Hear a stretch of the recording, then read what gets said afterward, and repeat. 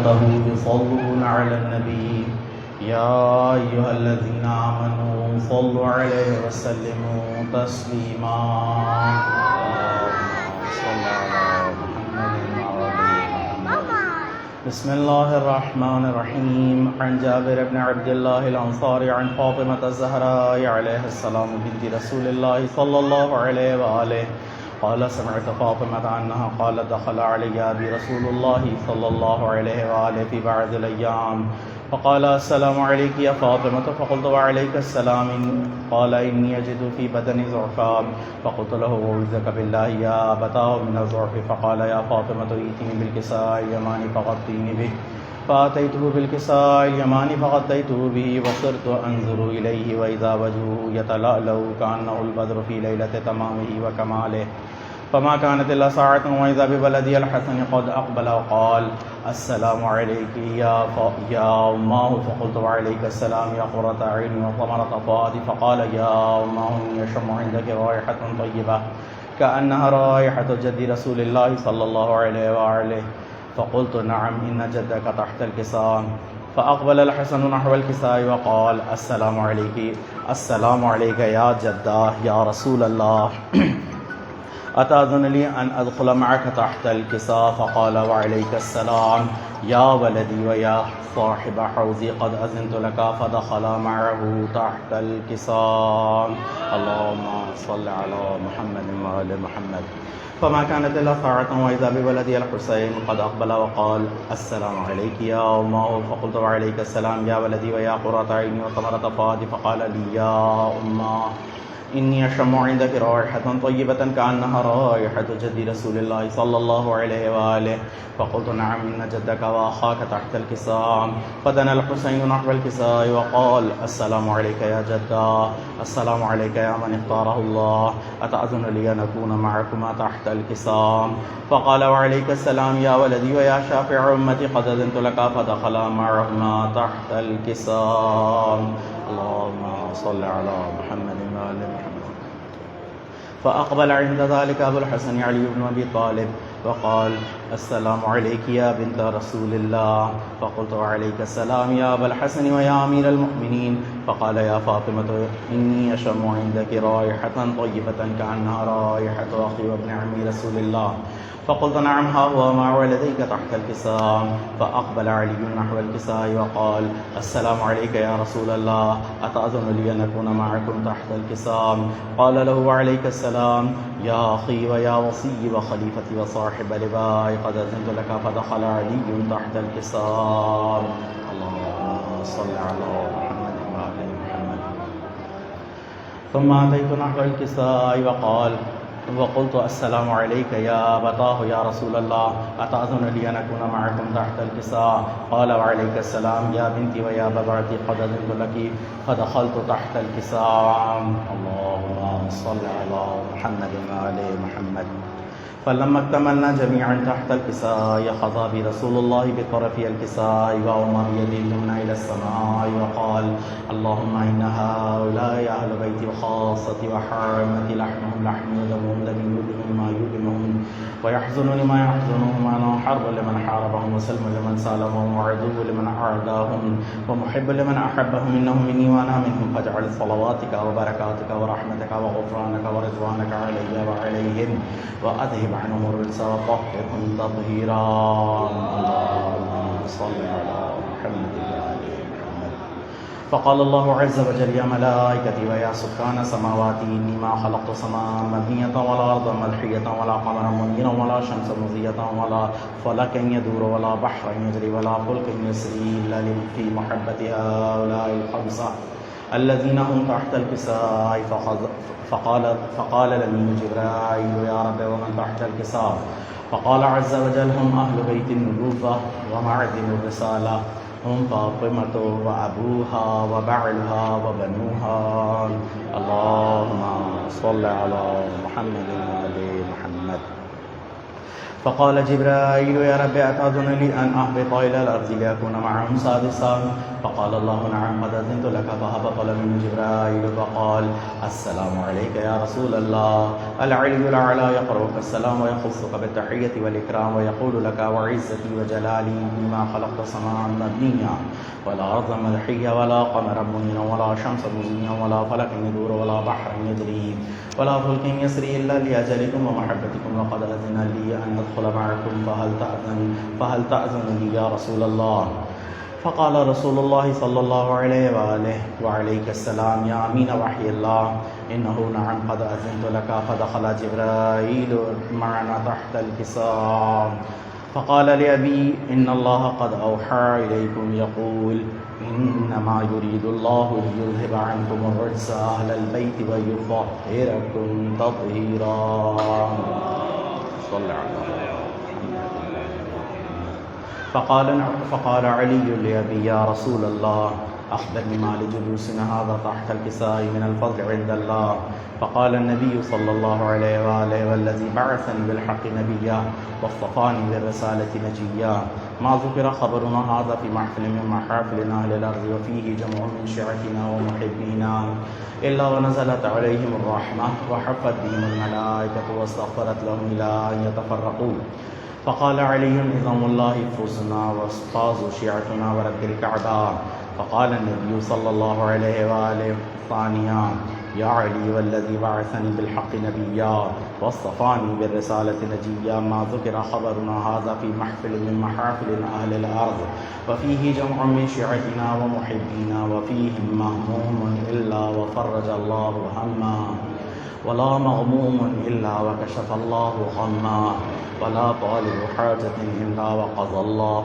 حاجته فقال علي إذا والله فزنا وسعدنا وكذلك شيعتنا فازوا وسعدوا في الدنيا والآخرة برب الكعبة اللهم صل على محمد وآل محمد إلهي وربي بحق زهرا وأبيها وبعلها وبنيها پروردگار ہماری اس قلیل سی عبادتوں کی بارگاہ میں قبول مقبول فرما پروردگار حاضرین جو بیمار ہیں علیم ہیں اور جو گھروں میں بیمار ہیں علیم ہیں پروردگار سب مومنین و مومنات کو شفا کاملہ شفا کل عنایت فرما اور جو مومنین و مومنات اس دنیا سے دار فنا کی طرف جا چکے ہیں حاضرین اپنے مرحومین کے سب کی مغفرت فرما پروردگار بانیان مجلس میں مرحومین کی مغفرت فرما پروردگار ہم سب کو قرآن اہل بیت سے متمسک فرما آخرت میں قرآن اہل بیت کی شفاعت نصیب فرما امام زمانہ کے ظہور میں تعجیل فرما ہمیں ان کے امثال میں شمار فرما قلب مبارک حضرت ولی عرص کو ہم سے خوشنود فرما ہم پر رحم فرمائے سب رحم کرنے والا میں زیادہ رحم کرنے والے اللہم صلی علی محمد وعلی محمد درخواست گزار ہوں برادر اسد سے کہ بارگاہ سید الشہداء سلام اللہ علیہ میں نذرانہ سلام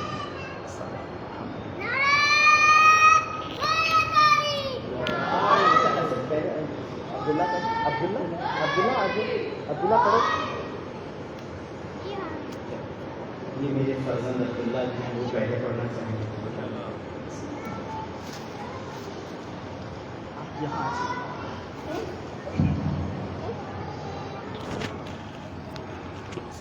عباس ہے میں نیچے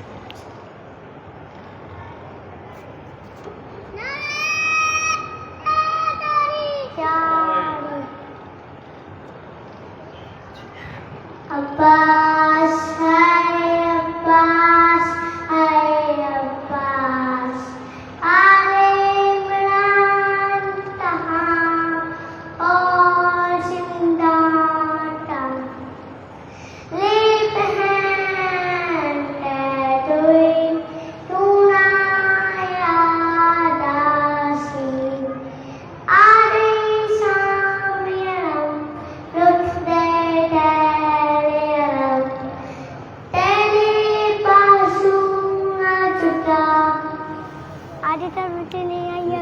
جدا چلو مجھے بھی یاد ہے اللہم صلی علی محمد وعلی محمد اللہم صلی علی محمد وعلی محمد جزاک اللہ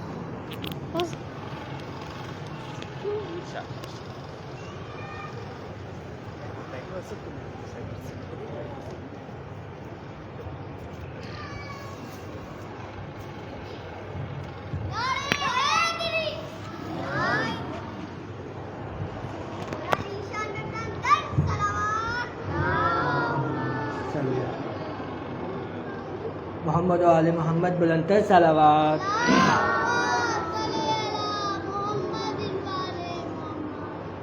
قبر اصغر کی بنانے میں بہت دیر لگی. قبر اصغر کی بنانے میں بہت دیر لگی. شہ کو ایک چاند چھپانے میں بہت دیر لگی. ہے قبر اصغر کی بنانے میں بہت دیر لگی.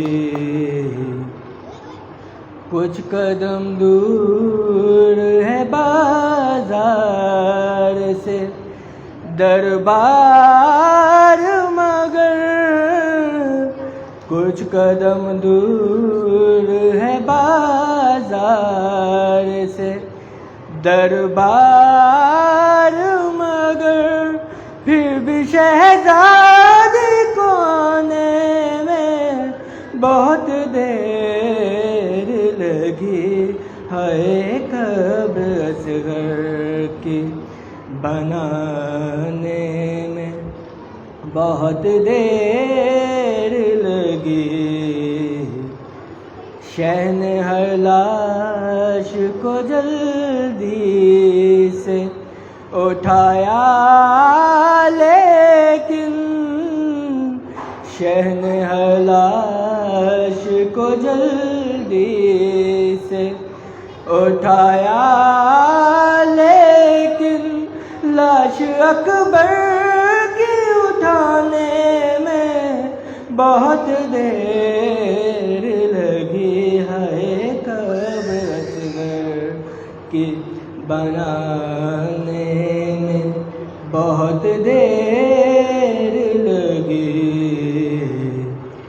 ٹکڑے چنتے ہوئے قاسم کے کہا مولا نے.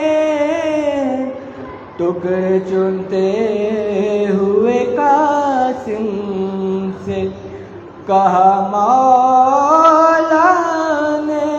ہائے افسوس آنے میں بہت دیر لگی. ہے قبر اصغر کی بنانے میں بہت دیر لگی.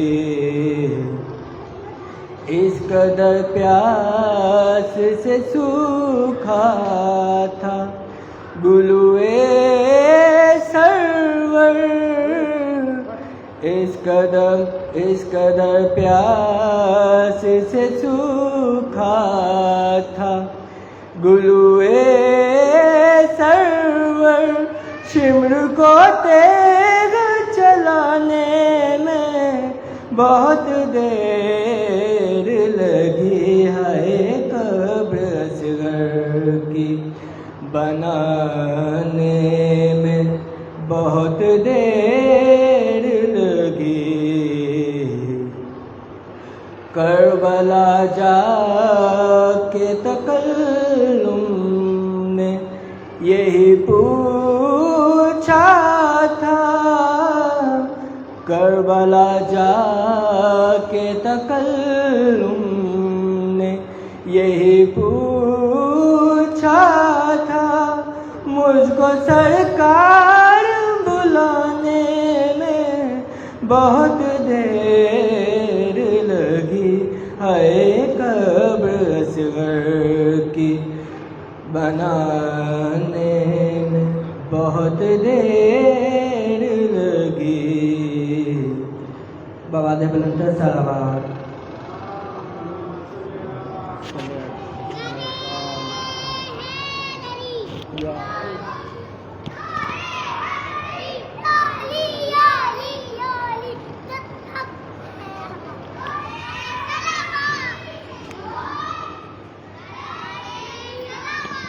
اللہ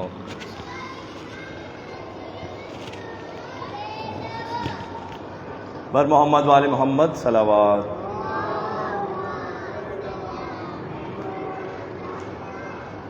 تمام مومنین جو موجود ہیں ان کی دعاؤں کی قبولیت کے لیے بلند تر صلوات۔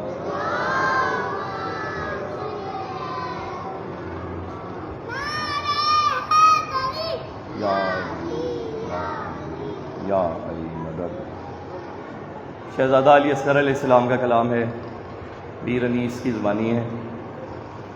عرض ہے: جب رن میں حسین اصغر بے شیر کو لائے، جب رن میں حسین اصغر بے شیر کو لائے، لخت جگر بانوئے دلگیر کو لائے، جلادوں میں اس صاحب توقیر کو لائے، ہاتھوں پہ دھرے چاند سی تصویر کو لائے، جلادوں میں اس صاحب توقیر کو لائے، ہاتھوں پہ دھرے چاند سی تصویر کو لائے، اور غل پڑ گیا دیکھو شہی والا کے پسر کو، غل پڑ گیا دیکھو شہی والا کے پسر کو، خورشید نے ہاتھوں پہ اٹھایا ہے قمر کو، ابرو کو دیا ہے ید قدرت نے عجب خم، بس دو مہینوں صاف نظر آتے ہیں باہم، ہے نرگسی آنکھوں کا نکاحت سے عالم۔ 10 محرم تمام شہداء شہید ہو گئے، امام حسین علیہ السلام جب لے کے آئے ہیں شہزادہ علی اصغر علیہ السلام کو تو کیا حالت تھی؟ ہے نرگسی آنکھوں کا نکاحت سے یہ عالم، دشوار ہے پلکوں کا جھپکنا انہیں ہر دم، اور ہے خواب بھی اس چشم گوہر بار کو بھاری، ہے خواب بھی اس چشم گوہر بار کو بھاری، جس طرح سے شب ہوتی ہے بیمار کو بھاری، جس طرح سے شب ہوتی ہے بیمار کو بھاری۔ اور آئینہ امام یہ کہاں جلوہ نمائی، روشن ہوا دل جس کو وہ صورت نظر آئی، 2 دن سے جو ایک بوند نہیں پانی کی پائی، زردی سی ہے ان پھولوں سے رخساروں پہ چھائی، شاہ روکتے ہیں دھوپ کو دامان ابا سے، شاہ روکتے ہیں دھوپ کو دامان ابا سے، ٹھنڈا ہوا جاتا ہے بدن گرم ہوا سے، روشن وہ گلا شم تجلی کی ہے تصویر، سو اس پہ لگے تیر یہ قسمت کی ہے تحریر، 2 روز سے نہ پانی نہ مقدر میں ہے نہ شیر، اور کنٹھ جو بیٹھا ہے تو ہے موت گلوگیر، اب دودھ بھی اور توق بھی منت کا بڑھے گا، اب دودھ بھی اور توق بھی منت کا بڑھے گا، فریاد ہے نیزے پہ یہ سر کٹ کے چڑھے گا، فریاد ہے نیزے پہ یہ سر کٹ کے چڑھے گا، گوسن میں بہت کم ہے پہ رتبہ ہے زیادہ، ہے موسم طفلی میں جوانوں کا ارادہ، کیوں ہو نہ اول العزم وہ عالم کا خوزادہ، کیوں ہو نہ اول العزم وہ عالم کا خوزادہ، زہرا سی تو دادی ہے اسد اللہ سا دادا، زہرا سی تو دادی ہے اسد اللہ سا دادا، ہے عمر تو چوٹی پہ بڑا کام کیا ہے عمر تو چھوٹی پہ بڑا کام کیا ہے، بے جنگ کیے خلق میں کیا نام کیا ہے، اور نازک ہے لب لال جو برگے گل ترسے، وہ پانی کو محتاج رہے دودھ کو ترسے، گہوارے میں دم توڑتے ہیں 4 پہر سے، لے آئے ہیں گھبرا کے شہیدیں اسے گھر سے، بچے کو اماں ظلم کے بانی نہیں دیتے، منہ کھولے ہے معصوم وہ پانی نہیں دیتے، منہ کھولے ہے معصوم وہ پانی نہیں، اور وہ ننھے سے کرتے کے تلے چاند سا سینہ، بہت قابل غور یہ مصرے ہیں آگے، وہ ننھے سے کرتے کے تلے چاند سا سینہ، اس سینے کو شہزادہ علی اصغر علیہ السلام 6 ماہ کے معصوم کے سینے کو آپ نے ذہن میں رکھنا ہے، اور پیاس کی شدت ہے تو یہ آگے سنیے گا، وہ ننھے سے کرتے کے تلے چاند سا سینہ، جس میں نہ کدورت نہ حسد اور نہ کینہ، اور خوشبو میں بعض عطر گلاب اس کا پسینہ، خوشبو میں بعض عطر گلاب اس کا پسینہ، سینہ نہیں ایک در نجف کا ہے نگینہ، سینہ نہیں ایک در نجف کا ہے نگینہ، سینہ نہیں ایک در نجف کا ہے نگینہ، اب خون میں وہ ڈوب کے یاقوت بنے گا، سینہ نہیں ایک در نجف کا ہے نگینہ، اب خون میں وہ ڈوب کے یاقوت بنے گا، جس جھولے میں پلتے ہیں وہ تابوت بنے گا، جس جھولے میں پلتے ہیں وہ تابوت بنے گا، آدھا کو دکھاتے ہیں منہ اس کا شہ خوشبو، میدان میں تجلی ہے مہ مہر کی ہر سو، جاری ہے ہر ایک صاحب اولاد کے آنسو، کھولے ہے دہن مثل صدف اصغر مارو، پیاسا ہے پسر اشکوں سے منہ دھوتے ہیں شبیر، پیاسا ہے پسر اشکوں سے منہ دھوتے ہیں شبیر، بچے کی طرف تکتے ہیں اور روتے ہیں شبیر۔ کچھ گھٹنیوں چلنے سے ابھی تک نہیں آگا، کچھ گھٹنیوں چلنے سے ابھی تک نہیں آگا، ہے راہ الہ میں مگر باپ کے ہمراہ، ہے عمر تو کوتا پہ ہمت نہیں کوتا، اس سن میں عجب عزم ہے العظمت للہ، اس سن میں عجب عزم ہے العظمت للہ، اور میدان میں مرنے کے لیے آئے ہیں گھر سے، میدان میں مرنے کے لیے آئے ہیں گھر سے، پہلے یہی فردوس میں پہنچیں گے پدر سے۔ اور فرماتے ہیں اے غنچہ دہن اے میرے پیاسے، بتلاؤ مجھے کیا کہوں میں اہل جفا سے، گویا نہیں اس وقت زباں فرط حیا سے، کچھ میں نے جو مانگا ہے تو مانگا ہے خدا سے، کچھ میں نے جو مانگا ہے تو مانگا ہے خدا سے، ادنا سے سخی مانگے یہ دستور نہیں ہے، ادنا سے سخی مانگے یہ دستور نہیں ہے، اب صبر کرو نہر لبن دور نہیں ہے، اب صبر کرو نہر لبن دور نہیں ہے، لیکن تیری مادر پہ تیری پیاس ہے دشوار، دروازے پہ سر کھولے کھڑی ہے وہ دل افکار، میں نے بھی کیا ہے طلب آب کا اقرار، کرتا ہوں لعینوں سے تیری پیاس کا اظہار، پر وہ نہیں دینے کے میرے دل کو یقین ہے، پر وہ نہیں دینے کے میرے دل کو یقین ہے، اس نہر کا پانی تیری قسمت میں نہیں ہے۔ یہ کہہ کے پکارا اسد اللہ کا جانی، کچھ کہتا ہوں یارو علی اصغر کی زبانی، اب اٹھ نہیں سکتا تھا بے تشنہ دہانی، کہتے ہیں کہ ایک بوند پلا دو ہمیں پانی، کہتے ہیں کہ ایک بوند پلا دو ہمیں پانی، دن آج تمہارا ہے تو کل ہوگا ہمارا، فردوس کی نہروں پہ عمل ہوگا ہمارا، اب چونکہ تو بخشش کا کوئی طور نہیں ہے، کوثر پہ پہنچنے کی سبیل اور نہیں ہے، ہم پیاس سے مرتے ہیں تمہیں غور نہیں ہے، سوچو یہ مقام ستم و جور نہیں ہے، مسلم ہو طریقے اسد اللہ پہ آؤ، مسلم ہو طریقے اسد اللہ پہ آؤ، بہکے ہوئے پھرتے ہو کدھر راہ پہ آؤ، بس دل میں نہیں نور محبت کا ہماری، قرآن سے ثابت ہے کہ وہ ناری ہے وہ ناری، بیکار ہے گر عمر عبادت میں گزاری، کچھ نفع نہ بخشے گی اسے طاعت باری، عشق اسد اللہ کا داغ اس میں نہیں ہے، عشق اسد اللہ کا داغ اس میں نہیں ہے، بے نور ہے وہ گھر کے چراغ اس میں نہیں ہے، بے نور ہے وہ گھر کے چراغ اس میں نہیں ہے، جو دوست ہمارے ہیں وہ ہوں گو کے گنہگار، ہم مومنین کے لیے آپ سب کے لیے یہ بات آ رہی ہے کہ وہ دوست ہمارے ہیں وہ ہوں گو کے گنہگار، بخشائیں گے ہم اور انہیں بخشے گا غفار، پلے پہ علی ہومیں گے اور احمد مختار، ہو جائے گی میزان عمل آپ سب اکبار، ہے دوستی آل انہیں روز ازل سے، پیارا ہے یہی ایک عمل لاکھ عمل سے، پیارا ہے یہی ایک عمل لاکھ عمل سے، اور تم لوگوں میں احمد نے امانت ہمیں چھوڑا، سو تم نے تو سر رشتہ الفتح کو توڑا، قرآن سے بھی تم پھر گئے منہ ہم سے بھی موڑا، یہ بھی ہے بہت پانی اگر دو ہمیں تھوڑا، اولاد نبی قابل بیداد نہیں ہے، اولاد نبی قابل بیداد نہیں ہے، کیا آیا لا اسألکم یاد نہیں ہے، ان پھولوں سے رخساروں کے کملانے کو دیکھو، گہوارے سے میدان میں چلے آنے کو دیکھو، ان سوکھے ہوئے اونٹوں کے مرجھانے کو دیکھو، غش آنے اور سانس الٹ جانے کو دیکھو، ناحق عداوت تمہیں نازوں کے پلے سے، پھر دو گے بھی پانی تو نہ اترے گا گلے سے، پھر دو گے بھی پانی تو نہ اترے گا گلے سے، شبیر نے اس چاند کو ہاتھوں پہ اٹھایا، چلے سے کماندار نے وہاں تیر ملایا، خم ہو کے اسے مثل کما شاہ نے بچایا، مانندے اجل ناو کے تیرے ستم آیا، شبیر چھپاتے رہے نازوں کے پلے کو، شبیر چھپاتے رہے نازوں کے پلے کو، بازو پہ لگا توڑ کے ننھے سے گلے کو، فوارہ چھٹا حلق سے بچے کے لہو کا، فوارہ چھٹا حلق سے بچے کے لہو کا، سب خون میں ہو گیا، سب خون میں تر ہو گیا بچے کا شلو کا،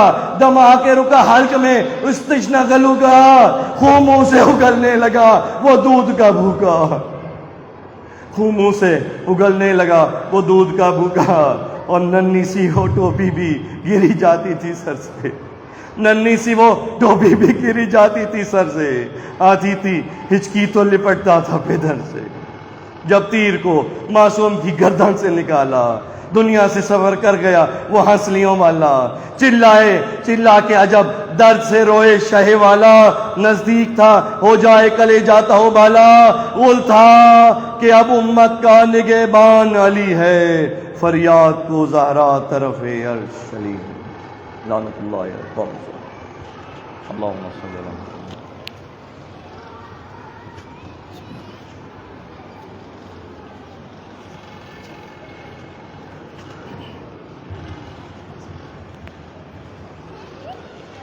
بر محمد و آل محمد بلند الصلوات اللہم صلی علی محمد و آل محمد۔ بانیان مجلس کے مرحومین اور صدائے پیغمبر حسینی کے مرحومین اپنے اپنے مرحومین کو ذہن میں جگہ دیتے ہوئے شہدائے اسلام، شہدائے پاکستان، شہدائے ملت جعفریہ کے لیے اور ایسے مرحومین جن کے لیے فاتحہ پڑھنے والا کوئی نہیں ہے، ایک دفعہ سورہ الحمد اور 3 دفعہ سورہ اخلاص کی تلاوت فرمائیں۔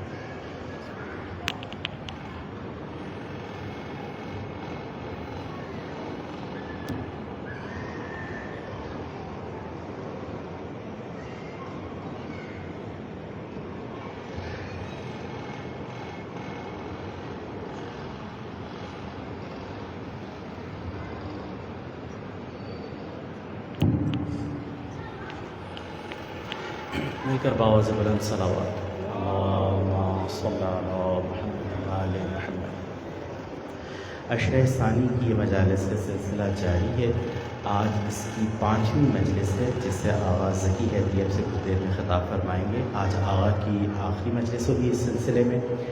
کل سے جو مجالس کا سلسلہ چلے گا ان سے حافظ سید محمد حیدر نقوی صاحب خطاب فرمائیں گے۔ 25 محرم کی مجلس کو بعد مجلس شریعت تابوت امام زین العابدین علیہ السلام برآمد ہوگا۔ کل ہمارے ایک صدائے پیغمبر حسین کے ممبر برادر عزیز الرحمان کے والد کا انتقال ہو گیا تھا، ان کی مجلس ترہیم کل شام 4 بجے مسجد الامام بارگاہ علی ولی اللہ میں ہوگی، جس سے مولانا امجد علی آپ کی خطاب فرمائیں گے۔ آپ سے وہاں بھی شرکت کی استدعا کی جائے۔ مل کر باواز بلند صلوات۔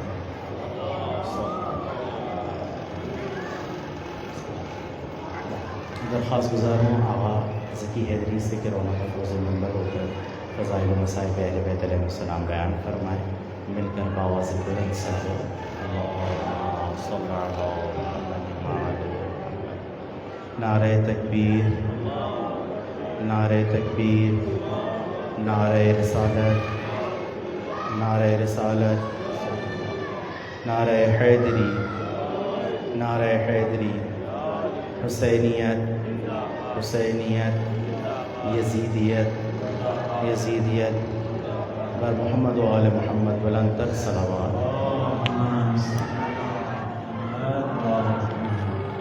السلام علیکم ورحمۃ اللہ وبرکاتہ۔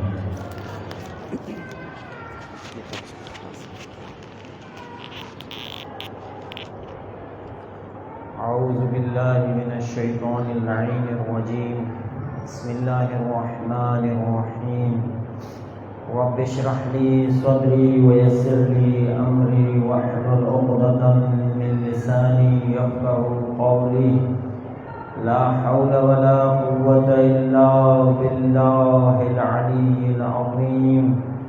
الحمد للہ الذی علا فی توحدہ ودنا فی تفردہ وجل فی سلطانہ وعظم فی ارکانہ واحاط بكل شیء علما وهو فی مکانہ وقہر جمیع الخلق بقدرتہ وبرہانہ حمیدا لم یزل محمودا لا یزال، ثم الصلاة والسلام على سيدنا حبيبنا وشفيع ذنوبنا وطبيب قلوبنا أبي القاسم محمد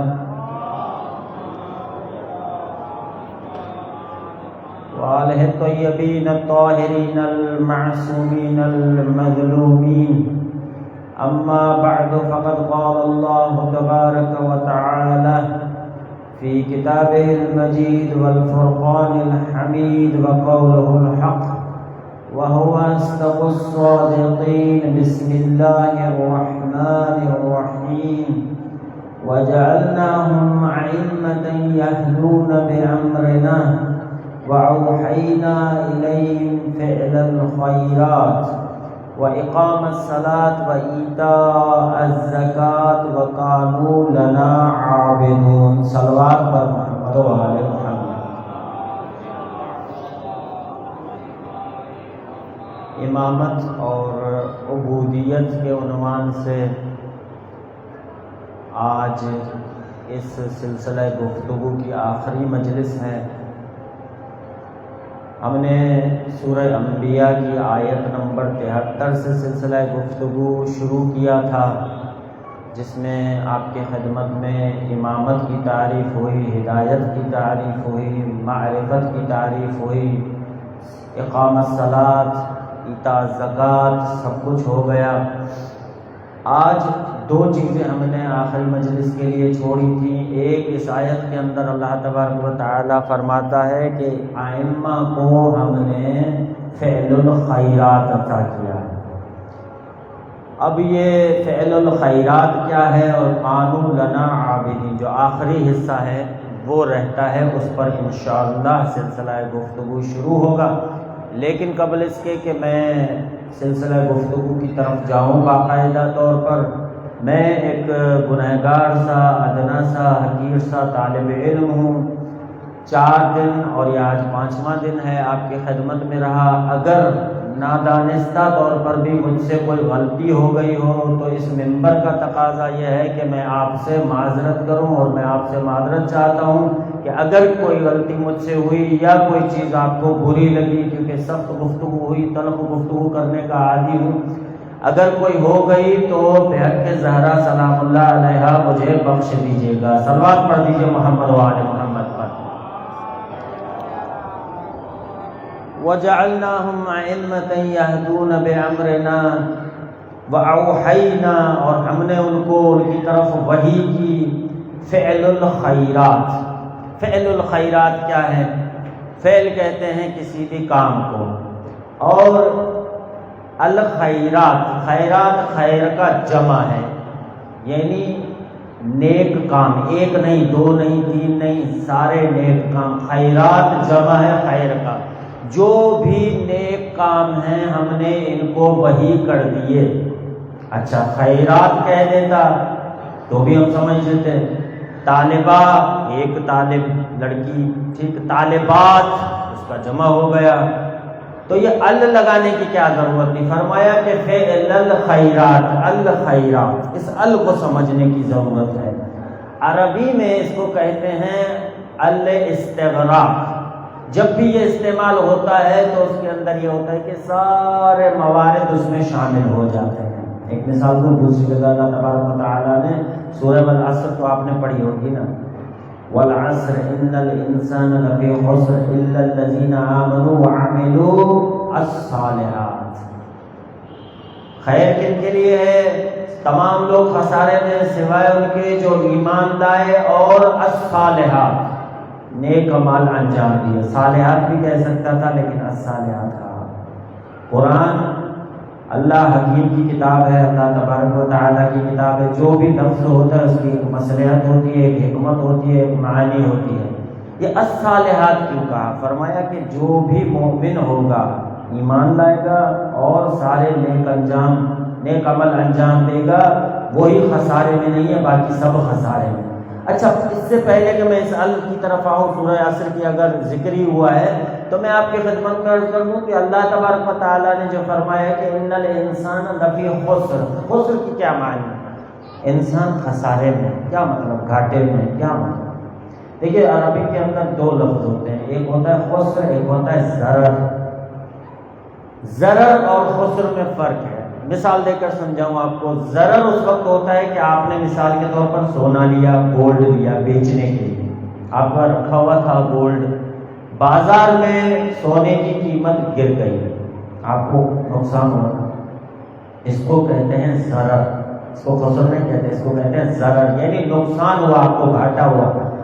چیز کی قیمت گر گئی لیکن چیز آپ کے ہاتھ میں ہے، یہ ہے ضرر۔ نقصان ہوا لیکن کم ہوا، گھاٹا ہوا لیکن کم ہوا۔ چیز ہمارے ہاتھ میں موجود ہے، اس کی قیمت بے شک گر گئی ہے، چیز ہمارے ہاتھ میں۔ لیکن خسر کے اندر کیا ہے کہ آپ نے برف کا کاروبار شروع کیا، برف باہر رکھی رہی، پگھلتی رہی، کوئی گاہک بھی نہیں آیا، کسی نے خریدا بھی نہیں، آپ نے جو پیسے لگائے تھے وہ بھی ضائع ہو گئے اور برف بھی ضائع ہو گئی، چیز بھی آپ کے ہاتھ میں نہیں رہی۔ اس کو کہتے ہیں خسر۔ اللہ تبارک و تعالیٰ فرما رہے ہیں کہ ان الانسان لفی خسر، انسان اس کا قسم کے گھاٹے میں کیا ہو رہا ہے کہ اس کا وقت، جو زندگی ہم نے اس کو دی تھی وہ بھی ہاتھ سے نکلی جا رہی ہے، اور یہ نقصان دوسرا یہ اپنا کر رہا ہے کہ بے غور اور غافل ہے اور اعمال گناہ پہ گناہ کیے جا رہے ہیں۔ تو یہ ڈبل نقصان ہے۔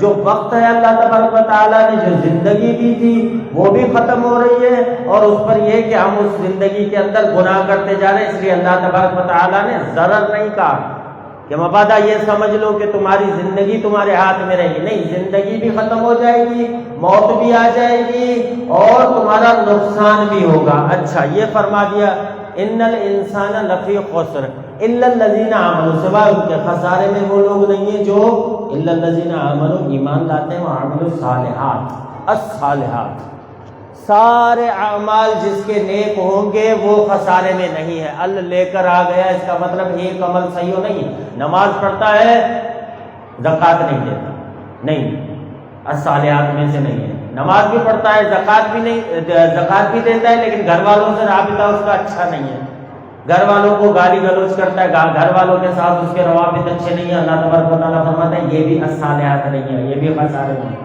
اچھا، گھر والوں سے رابطہ اچھا ہے، نماز بھی پڑھتا ہے، روزہ بھی رکھتا ہے، سارے کام انجام دیتا ہے، لیکن مارکیٹ میں جا کر کاروبار میں دو نمبریاں کرتا ہے، اللہ تبارک و تعالیٰ کہتا ہے الصالحات نہیں ہے۔ پوری زندگی جب آپ کی نیک ہو جائے گی، ہر عمل نیک ہو جائے گا، پھر آئیں گے آپ الصالحات کے زمرے میں، الصالحات کے زمرے میں آئیں گے، تبھی آپ ان میں سے ہوں گے جو خسارے میں نہیں ہیں، ورنہ آپ خسارے میں ہیں۔ صلوات پڑھ دیجیے محمد و آل محمد پر۔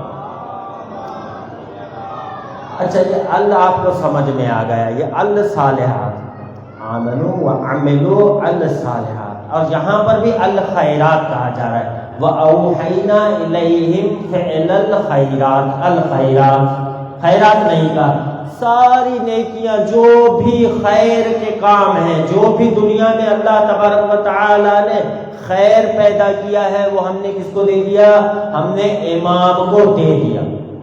اچھا بھائی، اب امام نے کیا کرنا ہے؟ وہ تو خیر ہے، خود بھی امام تو خیر ہے نا، اس کو کس چیز کی ضرورت ہے؟ اچھا، آپ نے دے دیا امام کو خیر، اب امام کی ذمہ داری کیا ہے؟ وہ بانٹے، اس کو تقسیم کرے، یہی مطلب ہے نا۔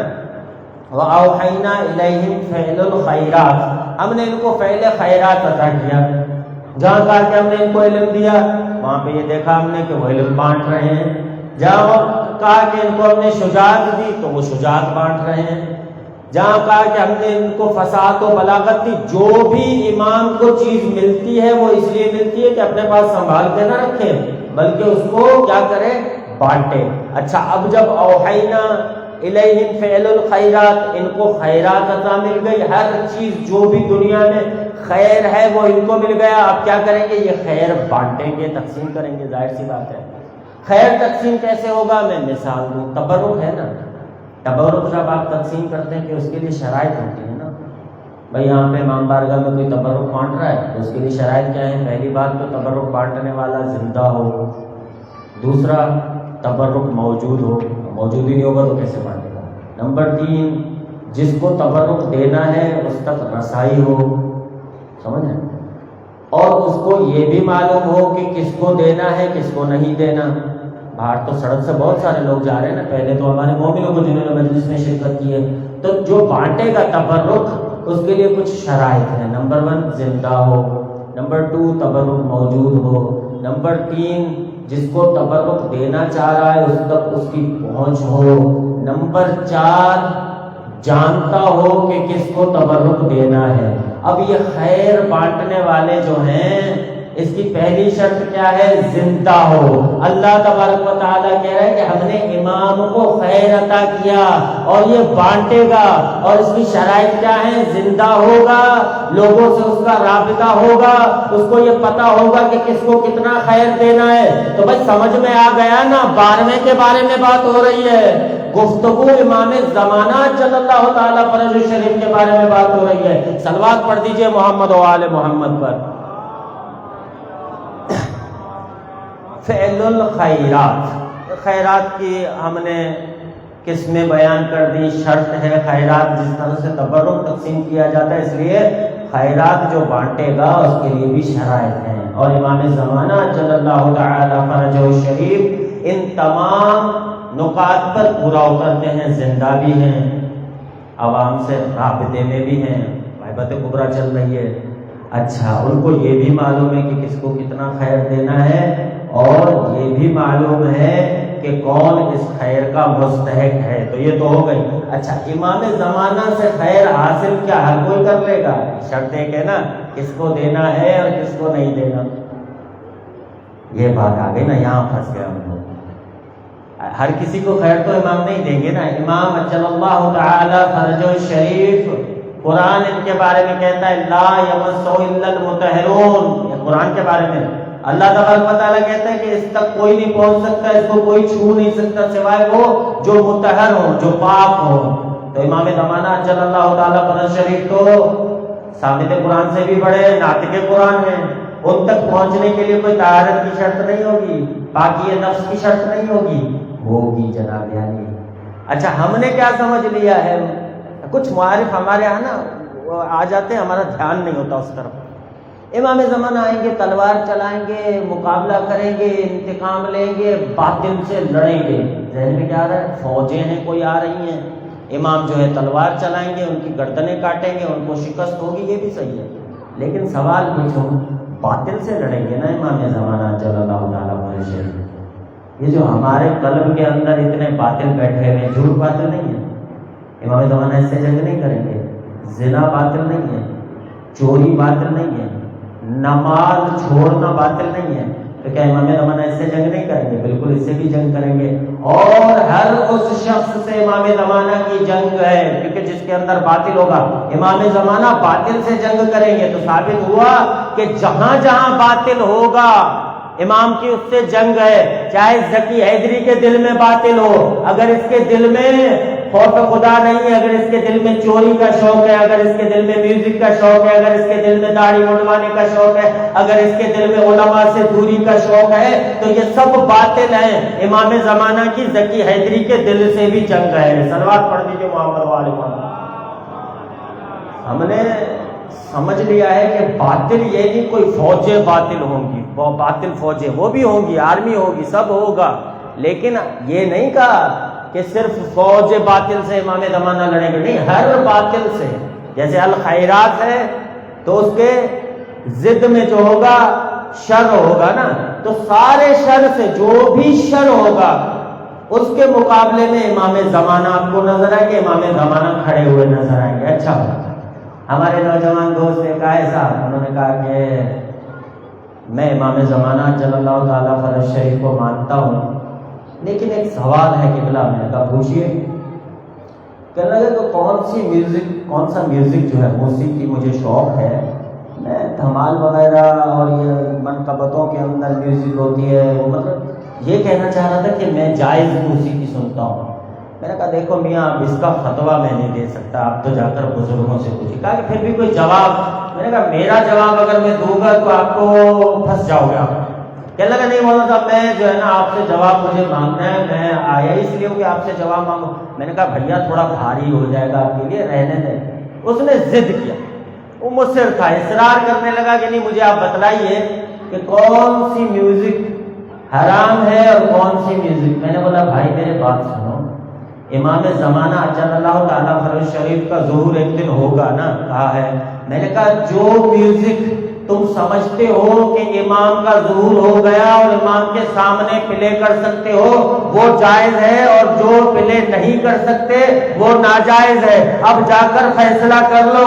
تم سمجھ لو کہ کون سا امام زمانہ کو حاضر ناظر سمجھنا عقیدہ ہے امام زمانہ کا حضور، یعنی یہ ہم ہر کام میں امام زمانہ کو حاضر ناظر سمجھیں۔ اسی طرح سے ہماری بہنیں حجاب ہم کرتی ہیں، ماشاءاللہ سے سب حجاب کرتی ہیں، لیکن کچھ آج کل نئے فیشن آ گئے ہیں نا، وہ بڑے اٹریکٹیو چہرہ ہوتا ہے، بالکل حجاب میں چہرہ، لیکن پتہ نہیں کس قسم کا اسکارف، مختلف قسم کی شالیں آ گئی ہیں۔ تو میری بہنوں سے بھی یہی عرض ہے کہ وہ حجاب کیجئے، آپ فقیہ کے فتوے پہ کوئی ضرورت نہیں ہے، عقل سے فیصلہ کیجئے، کسی مجتہد کے پاس جانے کی ضرورت نہیں ہے، کسی مولوی کے پاس جانے کی ضرورت نہیں ہے۔ پردہ حجاب کس قسم کا ہو، اس کے اندر یہ پہننا جائز ہے، اس کے اندر یہ لگانا جائز ہے، یہ نہیں قبلہ یہ بتائیے، قبلہ وہ بتا، نہیں، کوئی چیز، کوئی مولوی سے پوچھنے کی ضرورت نہیں ہے، کسی عالم دین کے پاس جانے کی ضرورت نہیں ہے، کسی فقیہ کے پاس جانے کی ضرورت نہیں ہے۔ یہ سوچ لیجئے میری بہنوں کہ آج امام زمانہ عجل اللہ تعالی فرج الشریف ظہور فرمائے، آپ اس یونیفارم میں جا سکتی ہیں جس ڈریسنگ کے اندر آپ باہر سڑک پہ جاتی ہیں، اگر نہیں جا سکتی تو آپ اپنے ضمیر سے پوچھئے کہ آپ کیا کر رہی ہیں، اگر جا سکتی ہیں تو کوئی مسئلہ نہیں۔ صلوات پڑھیے محمد و آل محمد۔ ہمارے معاشرے کے اندر یہ جو موم بتی مافیا ہے، اس نے بہت بڑا کام کیا ہے بھائی۔ کراچی یونیورسٹی میں تھے ہم لوگ، ہم نے تو دیکھا یہ، کیونکہ میں کراچی یونیورسٹی سے MBA کیا میں نے۔ اچھا، اس کے بعد جب حوزے میں آئے تو کیونکہ اس دور کی دو ہماری جو بہنیں تھیں، اب تو ماشاءاللہ شادی شدہ ہو گئی، سب چلی گئی، کوئی سنی کوئی شیعہ، ایک نے رابطہ کیا، وہ تھوڑی سوشلسٹ قسم کی تھی۔ اچھا بھائی، اسلام کے اندر حجاب ہے؟ ہاں حجاب ہے۔ میں نے کہا کہ میں کیوں حجاب کروں، نظریں مرد کی ہیں، مرد گناہ کر رہا ہے نا، میرا تو دل صاف ہے، میں کیوں حجاب کروں، وہ نظریں اس کی ہیں، بری نظریں اس کی ہیں، وہ مجھ پر ڈال رہا ہے، ٹھیک، تو مجھے کیسا گناہ، مجھے تو گناہ نہیں ہوگا، اس کو گناہ ہوگا۔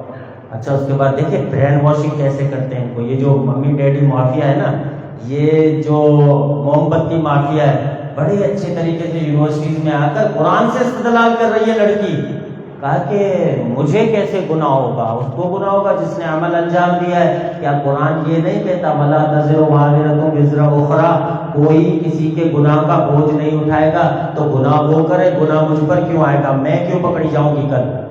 بات تو ٹیکنیکلی درست ہے کہ بھائی اللہ تبارک و تعالیٰ نے فرمایا کہ کوئی کسی کا بوجھ نہیں اٹھائے گا، تو نظریں اس کی بری ہیں، مرد مجھے بری نظروں سے دیکھ رہا ہے، میری تو نیت صاف ہے، میں کیوں پردہ کروں۔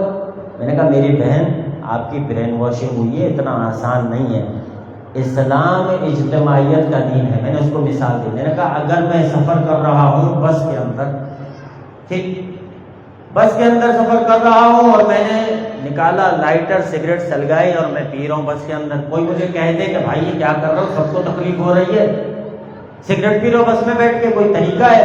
اچھا میں وہاں پہ کیا بولوں، میرا کیا، تمہیں اگر برا لگ رہا ہے تو تم اپنی آنکھیں بند کر دو، تم اپنی ناک بند کر دو یا بس سے اتر جاؤ۔ یہی ہوتا ہے نا کہ یہ مرد ہمیں دیکھتے ہیں نا، ان کی آنکھیں بند ہونی چاہیے، ہمارا کیا قصور، ان کو نہیں دیکھنا چاہیے، ان کو چاہیے کہ اپنی نظریں جھکا لیں۔ بے شک اسلام نے یہ کہا ہے، لیکن یہاں جو استدلال ہے وہ غلط ہو رہا ہے۔ بھائی میرا کیا، میں تو بے حجاب ہو کر گھوموں گی، اس کو گناہ ہوگا، نہیں، اس کو گناہ نہیں ہوگا، اسلام میں اجتماعیت ہے۔ جس طرح سے کوئی سگریٹ پیتا ہے اور تمام افراد جو بس میں بیٹھے ہوئے ہیں ان کو نقصان ہوتا ہے، ان کے لنگس خراب ہوتے ہیں، اسی طرح سے میری بہن اگر آپ باپردہ ہو کر نہیں جائیں گی باہر، بے پردہ ہو کر جائیں گی تو وہ دیکھنے والا ہے، اس کے دل کو نقصان پہنچے گا، اس کی نیت پہ فطور آئے گا، اور جب نیت میں فطور آتا ہے تو وہاں سے گڑبڑ پیدا ہوتی ہے۔ لہذا اگر جو بھی بہن ہماری پردہ نہیں کرتی، جو بھی خاتون بے حجاب باہر نکلتی ہے، وہ یہ نہ سمجھے کہ گناہ صرف اس پر ہوگا، میری گردن میں کوئی گناہ نہیں ہے، مجھ پر کوئی ذمہ داری نہیں ہے، نہیں، آپ بھی پوری کی پوری اس میں انوالو ہیں۔ کیوں؟ کیونکہ اسلام اجتماعیت کا دین ہے۔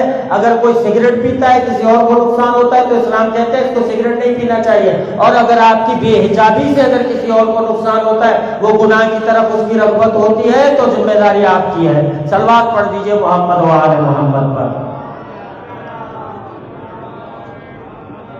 تو جناب علی باتیں ہیں یہ، ہم لوگ ہیں انتظار میں امام زمانہ کی، ٹھیک ہے؟ ایک سخت چیز آپ کی خدمت میں عرض کر رہا ہوں، میں سخت باتیں کرنے کا جو ہے عادی ہوں، اور آپ ماشاءاللہ سے برداشت بھی کر رہے ہیں، آپ کی ہمتوں کو سلام۔ دیکھیے ہمارے یہاں ایک مسئلہ ہے، میں گیا ایران، وہاں پر جو کاروان آتے ہیں ان کو میں نے دیکھا کہ امام رضا علیہ السلام کے پاس مثلا بی بی معصومہ سلام اللہ علیہا کے روزے میں آئے، صلوات پڑھ دیجیے محمد۔ ہماری قوم کے اندر ایسے مسائل ہیں، دیکھیے عقیدت اچھی چیز ہوتی ہے، ٹھیک، لیکن طہارت اور نجاست کا بھی خیال رکھنا چاہیے نا۔ یہ ہماری پاکستانی قوم پر، اس کے منہ پر ایک تماچا ہے ہم سب کو، جو وہاں میں نے دیکھا۔ کاروان آیا، یہ بتا رہا ہوں نا کتنا اچھے خطیبوں کی مجلسیں نہ سننے کی وجہ سے کیا پرابلمس آتے ہیں۔ صرف پاکستان کے اندر آپ کی بدنامی نہیں ہوتی، باہر بھی بدنامی ہو رہی ہوتی ہے۔ ایک سال کیا ہوا، 40 پہ بی بی معصومہ سلام اللہ علیہا کے حرم میں ایک بینر لگایا گیا، آویزہ کیا گیا، بڑے جس طرح سے وہ موٹے موٹے الفاظ لکھے ہوئے نا، اس طرح سے ایک بینر لگایا گیا، کسی اور زبان میں نہیں تھا، اردو زبان میں تھا۔ معلوم ہے اس میں کیا لکھا ہوا تھا؟ اس میں یہ لکھا ہوا تھا کہ واش روم میں چپل پہن کر جائیں۔ آپ واش روم میں کہ آتے ہیں نا عقیدت مند ہمارے پیارے دوست، اللہ ان کو سلامت رکھے، ان کی تو محبت ہے کہ وہ سمجھتے ہیں کہ توہین ہو رہی ہے، مولا کے ملک میں ہم چپل پہن کے جائیں گے تو یہ توہین ہو جائے گی، لیکن مولا کے ملک کی تو توہین ہو رہی ہے، لیکن آگے کیا ہوتا ہے وہ بھی تو دیکھیے۔ آپ گئے بغیر چپل کے، جو باہر سے آئے سیدھا گئے واش روم میں پیر ننگے، اور وہاں سے جو آپ نکلے آئے حرم اطہر کے اندر، زری کی زیارت کر رہے ہیں، وہاں پہ جو قالین بچھے ہوئے ہیں وہ سب نجس ہو گئے۔ یہ کون سا عقیدہ ہے؟ حرم بی بی سلام اللہ علیہا کو نجس کرنا کتنا بڑا گناہ ہے بھائی میرے۔ انہوں نے بھی سوچا، ان بیچاروں کو پتہ نہیں ہے، اردو میں بہت بڑا ایک پینافلیکس لگا دیا انہوں نے کہ آپ چپل پہن کر جائیں۔ پہلی بات انہوں نے یہ لکھی، واش روم کے اندر چپل پہن کر جائیے، کیونکہ آپ کے پیر جو ہے وہ نجس ہو جاتے ہیں واش روم میں جانے سے، اور باہر جب آپ جاتے ہیں تو بی بی کا حرم جو ہے وہ نجس ہوتا ہے۔ واللہ باللہ بتلائیے، یہ کوئی بتانے کی بات تھی؟ کسی اور قوم کے لیے ساری دنیا آتی ہے نا، صرف پاکستانی تو نہیں آتے وہاں پر زیارت کے، پوری دنیا آتی ہے۔ اگر انگلش میں لکھتے تو سمجھ میں آتا کہ بھائی صرف ہم نہیں کرتے، کوئی اور کرتا ہے۔ ہندی میں لکھا ہوتا، آذری میں لکھا ہوتا، ترکی زبان میں لکھا ہوتا، ٹرکش میں، کسی زبان میں نہیں لکھا ہوا، اردو میں لکھا ہوا ہے صاف صاف، اور ہم نے دیکھے۔ پاکستانی کی عادت ہے، خدا را دست بستہ گزارش ہے ان کو بتلائیے، یہ ممبر سے ایسی باتیں نہیں ہوتی، یہ ہم ہیں پاگل جو ایسی باتیں کر رہے، ورنہ یہاں سے آئے نعرے لگوائے اور چلے گئے۔ ان بیچاروں کو پتہ نہیں ہے، سارا سال، پورا سال ممبر کے سامنے بیٹھا ہوتا ہے ہمارا مومن، لیکن اس بیچارے کے ساتھ ظلم اس ممبر والے نے کیا کیا ہے کہ اس کو بنیادی احکامات نہیں بتائے کہ عقیدت کس طرح۔ عقیدہ اپنی جگہ ہے، لیکن وہ عقیدت میں کیا کر رہا ہے بیچارہ؟ عقیدت میں چپل نہیں پہن رہا، اور اس سے نتیجہ جو نکل رہا ہے اس کو پتہ ہی نہیں۔ کوئی اس کو پکڑ کے سمجھائے تو وہ کیوں انکار کرے گا؟ اتنی وہ پیدل چل کے زیارت کر کے آ رہا ہے، غریب ہے، 2 روپے اکٹھے کر کے اس نے زیارت کے لیے تیاری کی ہے، وہ اتنا سب کچھ کر سکتا ہے ائمہ علیہ السلام کے لیے، تو اگر اس کو کوئی سمجھائے تو وہ کیوں نہیں سمجھے گا؟ بھائی سب کچھ ہم نے ہی تو دیا ہے نا، اسی ممبر سے ہی ملا ہے۔ انہوں نے ذوالجناح آپ نے دیا، انہوں نے لے لیا، ان کو آپ نے زنجیر زنی دی، ان مومنوں نے زنجیر زنی لے لی، مولا کے غم میں کرنا شروع کر دی، کما زنی کی، خرچہ کیا، سبیلیں لگائی، مجلسیں کی، کیا ماں کے پیٹ سے سیکھ کر آتے؟ نہیں، انہیں ممبروں سے خطیبوں نے دیا ہے نا، علماء نے دیا ہے نا۔ تو یہی علماء، یہی خطیب اگر صرف 5 منٹ 10 منٹ ان کو یہ چھوٹے چھوٹے احکامات سکھا دیتے کہ بھائی آپ بغیر چپل کے جا رہے ہو، وہاں پہ ہمارے ملک کی بے عزتی ہو رہی ہے، اتنا بڑا پینافلیکس لگا ہوا ہے، اردو میں لگا ہوا، کیا قوم کی عزت رہ گئی وہاں پہ کہ ان کو تو بیسک مینرز بھی نہیں آتے، بنیادی باتیں بھی ان کو نہیں آتی، واش روم جانے کا ڈھنگ نہیں ہے۔ تو جناب علی یہ سب حصہ ہے امام زمانہ جل اللہ تعالیٰ فرج شریف کے ظہور کی تیاری کے۔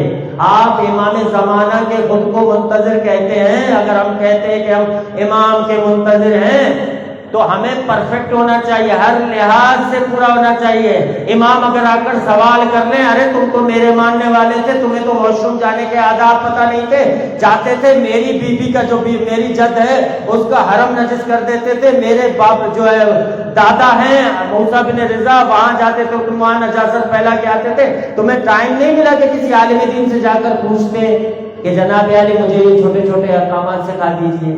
تو یہ بات ہے، خدا سے دعا ہے کہ اللہ تبارک و تعالیٰ ہم کو سب کو یہ توفیق دے کہ ہم سمجھے، اور آپ سب پر یہ ذمہ داری ہے، ہم سب پر، کلکم راع کلکم مسئول۔ روزانہ میں یہ کہتا ہوں کہ آپ میں سے ہر ایک ذمہ دار ہے، اور آپ جو جانتا ہے وہ دوسروں تک بات پہنچائے، کیونکہ یہاں سے اس منبر سے کوئی امید اب کم ہی نظر آتی ہے۔ صلوات پڑھ دیجئے محمد و آل محمد پر۔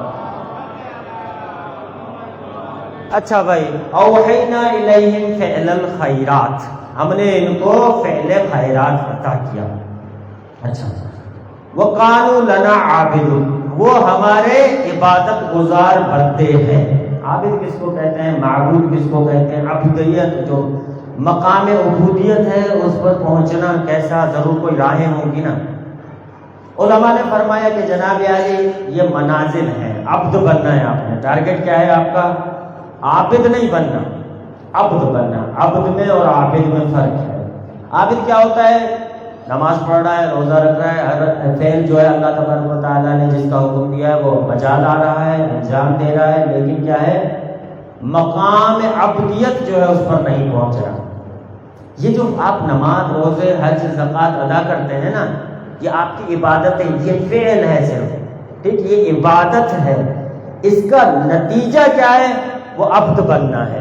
اس کا نتیجہ جب تک نہ ملے تو کوئی ان کا فائدہ نہیں ہے۔ آپ جتنی نمازیں پڑھتے رہیں، عبد بنے اللہ تبارک و تعالیٰ۔ عبد کس کو کہتے ہیں؟ غلام کو۔ غلام عربی میں اس کو کہتے ہیں، ہماری زبان میں بھی اس کو کہتے ہیں کہ جو اپنے آپ کو بیچ دے اپنے آقا کو، کہ میں کچھ نہیں ہوں، میرا آقا جو بھی کہے۔ تو یہ عبادت اور عبد میں فرق سمجھ لیجئے، بہت ہی کنفیوژن ہے ان کے اندر۔ ہم سمجھتے ہیں کہ ہم عبادت کر رہے ہیں، جو بھی عبادت ہے وہ عبدیت کی علامت ہے، ایسا نہیں ہے۔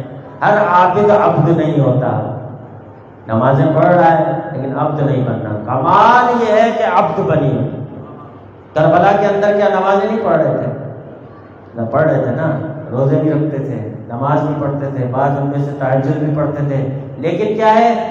عبادت کر رہے ہیں، لیکن اس کا جو نتیجہ ہے عبد بننا وہ نہیں مل رہا، عبد نہ بن پائے۔ اہم چیز کیا ہے؟ عبادت کرنا بھی اہم ہے، لیکن اس کا نتیجہ جو ہے یہ کام ہے۔ عبادت کرنا ایک فعل ہے جو انجام دیتے ہیں آپ، اور اس کا جو نتیجہ ہوتا ہے وہ عبد بننا ہوتا ہے۔ اگر آپ نمازیں بھی پڑھ رہے ہیں، روزے بھی رکھ رہے ہیں، لیکن اللہ تبارک و تعالیٰ کے غلام نہیں بن رہے، عبد نہیں بن رہے، اطاعت نہیں ہے آپ کے اندر، اگر آپ یہ نہیں کہتے کہ اے مالک جو تیری مرضی میری مرضی نہیں ہے، تو آپ عبد نہیں ہیں۔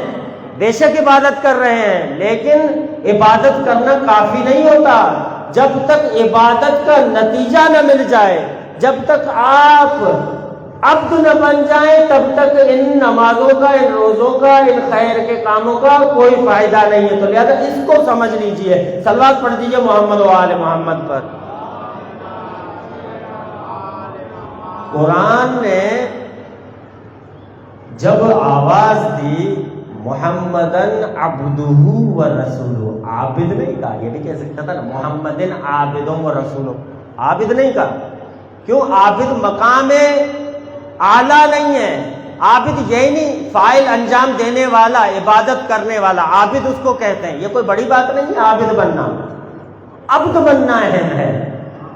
اشہد ان لا الہ الا اللہ و اشہد ان محمدن عبدہ، سب سے بڑی فضیلت۔ اس کے بعد رسول سے بھی بڑا مقام عبدیت کا مقام ہے، اس لیے کلمے کے اندر عبد آیا ہے، سمجھ رہے؟ دوسری جگہ پر اچھا بھائی، اللہ تبارک و تعالی معراج پہ لے کر جانا چاہ رہا ہے۔ بڑی افتخار کی بات ہے نا، معراج کس کو نصیب نہیں ہوا سوائے ہمارے پیارے نبی صلی اللہ علیہ وآلہ وسلم کے، اور کسی نبی کو معراج نصیب نہیں ہوا۔ جب معراج پہ جانے کی بات آئی تو وہاں پر کوئی اور تعریف کرتا اللہ تبارک و تعالی، یہ کہہ دیتا ہے کہ یہ میرا سب سے پیارا رسول ہے، یہ سب سے پیارا نبی ہے، رحمت للعالمین ہے، کچھ نہیں کہا۔ سب سے بڑا رسول اللہ صلی اللہ علیہ وآلہ وسلم کی زندگی میں سب سے بڑا موقع ہے، اور اللہ تبارک و تعالیٰ اس کو قرآن میں مینشن بھی کر رہا ہے، لیکن لفظ میں استعمال کر رہا ہے سبحان الذی اسریٰ بعبدہ، پاک ہے وہ ذات جو اپنے بندے کو، عبد کو لے گئی مسجد الحرام سے مسجد الاقصیٰ۔ عبد جناب علی، حضرت عیسیٰ پیدا ہوئے سب سے پہلے کیا جملے فرمائے؟ انی عبداللہ وجعلنی نبیہ، آتانی الکتاب وجعلنی نبیہ۔ جب یہ پہلے جملے تھے، پہلے حضرت عیسیٰ علیہ السلام گہوارے میں تھے، انہوں نے کہا، جو مخالفین تھے انہوں نے کہا کہ یہ اللہ کا نبی ہے، اے عیسیٰ بن مریم تم نے کیا کیا ہے؟ مریم کی ماں، عیسیٰ کی ماں مریم تم نے یہ کیا کیا؟ نہ تیرا باپ ایسا تھا، نہ تو ایسی تھی، تجھ سے ایسی امید نہیں تھی، تو بچہ کہاں سے لے کر آ گئی؟ بغیر باپ کے پیدا ہوئے تھے نا۔ تو کہا کہ انہوں نے اشارہ کیا یہ گہوارے میں بچہ پڑا ہوا، اس سے پوچھ لو۔ تو پہلے جملے حضرت عیسیٰ کے کیا تھے؟ نبی ہیں۔ زبان کھولی، کہا کہ انی عبداللہ، میں اللہ کا بندہ ہوں۔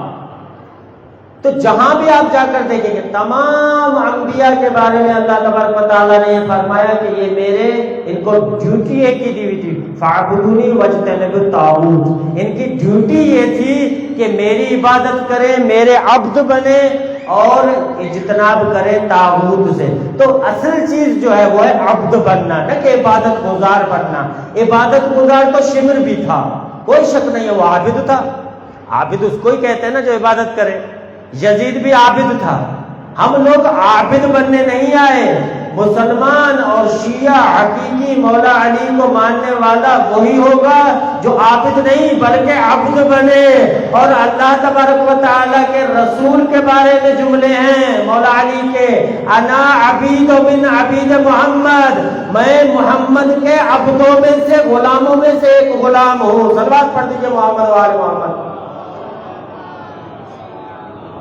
بات ہے غلام بننے کی۔ اچھا، اس مقام پر پہنچنے کے لیے بیچ میں رکاوٹیں ہوں گی، ظاہر سی بات ہے، کوئی مراحل ہوں گے جن کو طے کر کے ہم نے اوپر جانا ہوگا۔ وہ کیا مراحل ہے؟ فرمایا سب سے پہلے ایک کام کرو، ہدایت، اللہ کی محبت صرف پاک قلب کے اندر آئے گی۔ پہلا یہ ہے کہ خود کو مٹاؤ، میں کچھ بھی نہیں ہوں، جو ہے میرا اللہ ہے۔ خود کو مٹاؤ، اپنی انا کو ختم کرو۔ جملہ ہے نا چوتھے پارے کی پہلی آیت، لن تنالوا البر حتی تنفقوا مما تحبون۔ اس وقت تک تم بر کی منزل تک نہیں پہنچ سکتے جب تک وہ جو چیز ہے جو تمہیں محبوب ترین چیز ہے اس کو قربان نہ کر دو۔ آپ کی محبوب ترین چیز کیا ہے؟ آپ کی انا۔ یہ سارے جو جھگڑے ہو رہے ہیں نا، سارے جو پھٹے ہو رہے ہیں، جو میں، یہ سب میں کی وجہ سے ہو رہے ہیں۔ میں ہے نا اور کچھ نہیں ہے۔ سب سے زیادہ جس چیز سے ہم محبت کرتے ہیں وہ ہے میں، انا۔ عربی میں اس کو کہتے ہیں انا، کہتا نا انا کی جنگ ہے، یہ انا ہے۔ اللہ تبارک و تعالیٰ کہتا ہے کہ تم اس وقت تک عبد نہیں بن سکتے، میرے غلام تب تک نہیں بن سکتے جب تک انا کے غلام ہو۔ گھمنڈ ختم کر دو، تکبر ختم کر دو، انانیت کو ختم کر دو۔ اور ویسے سوچنے کی بات ہے نا بھائی، کس چیز کا گھمنڈ ہے اس کو؟ اللہ تبارک و تعالیٰ اس کے بارے میں فرما رہا ہے قرآن کے اندر کہ هل أتى على الإنسان حين من الدهر لم يكن شيئا مذكورا إنا خلقنا الإنسان من نطفة أمشاج۔ ہم نے اس کو گندے کیچڑ سے پیدا کیا، گندے پانی سے پیدا کیا، نطفہ امشاج، منگلڈ واٹر جس کو کہتے ہیں، کنٹیمنیٹڈ واٹر، آلودہ پانی جو گندا ہے، اس سے پیدا کیا۔ فخر کرتا ہے کس چیز پہ فخر کرتا ہے؟ ارے بھائی انسان سوچو تو کس بات کا فخر ہے؟ واللہ باللہ کبھی سوچا کیجیے، یہ میرا نوالا ہے نا، نوالا میں چبا کے اپنے بیٹے کو دے دوں، وہ بیٹا کہے گا بابا میں نوالا نہیں کھا سکتا آپ کا، میرا بیٹا میرا چبایا ہوا نوالا نہیں کھا سکتا۔ میں تکبر کس بات کے اوپر کر رہا ہوں؟ اور اللہ کی مخلوق دیکھیے، اللہ تبارک و تعالیٰ نے ہم کو دکھلا دیا، کہا کہ یہ تم اور یہ تیرا بیٹا شہد کی مکھی جو ہوتی ہے اس کی تھوک جس کو تم شہد کہتے ہو، اس کو مہنگے داموں خرید کر کھاتے ہو، یہ ہے تمہاری حیثیت۔ کس بات کا گھمنڈ ہے تمہیں؟ اپنی انجینئرنگ پہ گھمنڈ ہے؟ نہیں، کس بات کا؟ تم سے تو اچھی بھیا ہے جو اپنا گھونسلہ بن لیتی ہے اچھے طریقے سے، تمہارے اندر تو ایسا گھونسلہ بنانے کی صلاحیت نہیں ہے۔ مکڑی کا جالا تم سے بہتر انجینئرنگ جانتا ہے، اپنے منہ سے بغیر کسی اوزار کے تم بنا سکتے ہو ایسا مکڑی کا جالا؟ وہ مکڑی کا جالا بنا سکتی، کس بات کا گھمنڈ ہے انسان کو؟ کس چیز کا گھمنڈ ہے؟ کہا کہ سیاست تم سے بہتر چیونٹی کو آتی ہے، جب خطرہ دیکھتی ہے نا اس سے پہلے تیاری پکڑ دیتی ہے، وہاں سے بے رفوریا بستر اٹھاتی ہے اور رفو چکر ہو جاتی ہے۔ تم اپنی سیاست کے اندر لڑتے ہو، بڑھتے ہو، جھگڑتے ہو، ختم ہو جاتے ہو، تم سے تو وہ چیونٹی اچھی اپنی جان بچا کے نکل جاتی ہے۔ عقل مند ہے نا، بابصیرت ہے۔ کس چیز کا گھمنڈ ہے؟ پہلے آؤ، لن تنالوا البر حتى تنفقوا مما تحبون، جو تمہیں سب سے زیادہ عزیز چیز ہے اس کو قربان کرو۔ اب تمہارا قلب صاف ہو گیا، کیوں؟ کیونکہ تمہاری محبت، یہ اللہ تبارک و تعالیٰ نے مولا کا قول ہے، ایسا قلب انسان کا بنایا اس دل کے اندر ایٹ اے ٹائم، ایک ہی وقت میں دو محبتیں ساتھ نہیں رہ سکتی، یا تو اللہ کی محبت ہوگی یا اپنے آپ کی محبت ہوگی۔ خود سے محبت کرنا چھوڑیے، اللہ تبارک و تعالیٰ کے لیے اپنا دل خالی کیجئے، اور اس کے بعد جو ہے آپ عبد بن سکتے ہیں، ورنہ اپنے غلام ہیں، اللہ کے غلام نہیں بن سکتے۔ صلوات پڑھ دیجئے محمد و آل محمد پر۔ اچھا، گھمنڈ کو ہٹا دیا، اب ہو گیا ہمارا دل خالی۔ مراحل ہیں عبد بننے کے۔ اچھا، اب دل خالی ہے ہمارا، ہم نے دل سے ساری محبتیں نکال دی، ٹھیک؟ اب ہم اللہ کو لانا چاہتے ہیں اپنے قلب میں، لیکن اللہ کو کیسے لائیں گے جبکہ ہم اللہ کو پہچانتے ہی نہیں ہیں؟ میں نے کل عرض کیا تھا نا، معرفت اسی چیز کی ہوگی، محبت اسی سے ہوگی جس کی معرفت ہوگی، نفرت بھی اسی سے ہوگی جس کی آپ کو معرفت ہوگی۔ جس کو نہ آپ جانتے ہو نہ پہچانتے ہو، اس سے تو بھیا نہ نفرت ہوگی نہ محبت ہوگی نا۔ تو پہلی شرط کیا ہے؟ اللہ سے محبت کا دعویٰ ہے، عبد بن رہے نا، پہچانیں گے تو ہی عبد بنیں گے نا۔ اب کیا ہو گیا؟ معرفت کی منزل آ گئی، پہچاننا ہے اللہ تبارک و تعالیٰ کو۔ اور ہمارے مولا امیر المومنین نے فرمایا کہ دین کا پہلا مرحلہ، اول دین معرفت اللہ۔ سب سے پہلا دین کیا ہے انسان کے لیے؟ سب سے پہلی ذمہ داری مومن کے لیے کیا ہے؟ اللہ کی معرفت حاصل کرنا۔ مالک کیسے حاصل کرے؟ مولا کیسے حاصل کرے؟ کوئی طریقہ بھی تو ہوگا۔ قربان جاؤں میرے مولا پر۔ کہا کہ کیوں نہیں ہے؟ یہ بتلا دیتا ہوں میں تمہیں، یہ لیجیے۔ اچھا کیا ہے بھائی؟ کہا کہ من عرف نفسہ فقد عرف اللہ، جس نے اپنے نفس کو پہچان لیا، اپنے وجود کو پہچان لیا، اس نے اللہ کو پہچان لیا۔ ارے مالک، مولا یہ کیسے؟ مولا ہم اپنے آپ کو پہچانے تو اللہ کو پہچان لیا، بات کچھ سمجھ میں نہیں آئی، ذرا ایکسپلین کر سکتے ہیں؟ ایکسپلین کرنے کی ذمہ داری ہے علماء کی۔ جب علماء کی خدمت میں گئے نا تو علماء نے کہا اپنے اندر غور کرو میاں، یہ اتنا پورا جو نظام چل رہا ہے نا، ہر نظام کو چلانے کے لیے ایک ناظم تو ہوتا ہے نا جو اس پورے نظام کو چلاتا ہے۔ کشتی بھی بغیر ناخدا کے نہیں چل سکتی، پنکھا بھی کوئی بٹن دباتا ہے جو اس کو چلاتا ہے۔ جو بھی دنیا میں چیزیں ہیں ان کو کوئی چلانے والا ہوتا ہے، جو بھی چیز چل رہی ہے اس کو کوئی چلانے والا ہوتا ہے۔ یہ پورا سسٹم تمہارا جو بنا ہوا ہے اس کے اندر غور کیوں نہیں کرتے؟ آنکھیں دیکھیے کبھی آپ نے؟ یہ آنکھیں، ان پر غور کیجئے۔ کہا سائنس نے کہ 26 کروڑ آئی ریسیپٹرز، چھوٹے چھوٹے بلب ان آنکھوں کے اندر اللہ تبارک و تعالیٰ نے رکھے ہوئے ہیں۔ 26 کروڑ آئی ریسیپٹرز جن کو کہتے ہیں، چھوٹے چھوٹے بلب جن کی وجہ سے آپ دیکھ سکتے ہیں۔ اتنی بڑی نعمت ہے، غور کریں کیسی وائرنگ ہوئی اندر، دیکھیں بلبوں کی، یہ چھوٹے چھوٹے بلبز لگے ہوئے، 26 کروڑ کی تعداد ان کی، کتنی باریک ان کی وائرنگ ہے اس کے اندر۔ اچھا کہا کہ اس کے اندر پھر غور کرو، یہ جو تمہیں چھینک آتی ہے نا، کہ مولا امام صادق علیہ السلام فرما رہے ہیں، ان کی کتاب لکھی ہوئی ہے توحید مفضل۔ صلوات پڑھ دیجئے محمد و آل محمد امام صادق کی ذات اقدس پر۔ توحید مفضل کتاب لکھی ہوئی ہے، اس کے اندر یہ ساری چیزیں آپ دیکھیں، پڑھیے گا، لطف آئے گا، آپ کی توجہ ہی نہیں ہوگی اس طرف۔ کہا کہ کبھی غور کیے چھینک کیوں آتی ہے؟ چھینک آتی ہے، پریشر سے ہوا ناک سے باہر نکلتی ہے، کیوں؟ کوئی بات تو ہوگی نا، حکمت تو ہوگی نا اس کے اندر۔ اللہ تبارک و تعالیٰ نے کوئی چیز بغیر حکمت کے نہیں بنائی۔